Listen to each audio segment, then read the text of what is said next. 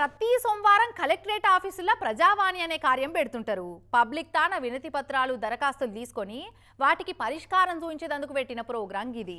అయితే మన సర్కార్ ఆఫీసర్లు కొంతమంది వాళ్ళ పనితనం గురించి ఎరుకున్నదే గదిగా ప్రజావాణికి ఎగనామం పెట్టి విధులకు డుమ్మా కొట్టిన ఆఫీసర్లకు కొత్త కలెక్టర్ మేడం సుక్కలు చూపిస్తుందో కాన.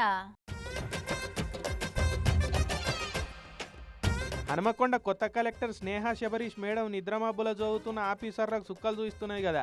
హనుమకొండ కలెక్టర్గా ఛార్జ్ తీసుకున్న రెండో రోజే ప్రజావాణి కార్యానికి పోయింది మేడం.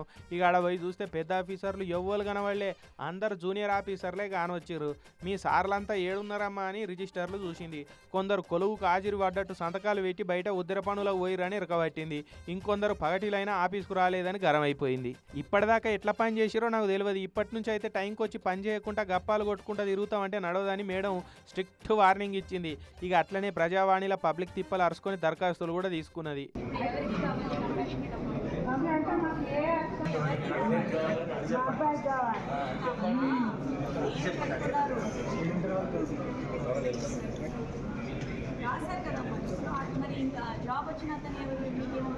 ఓ దిక్కు పబ్లిక్ తోటి శాంతంగా మాట్లాడుకుంటేనే రూల్స్ తప్పిన వాళ్ళ మీద సీరియస్ యాక్షన్ తీసుకున్నది. హనుమకొండల ఏడాది నుంచి పర్మిషన్ లేకుండా నడుస్తున్న ప్రైవేట్ స్కూల్ను సీజ్ చేయించింది.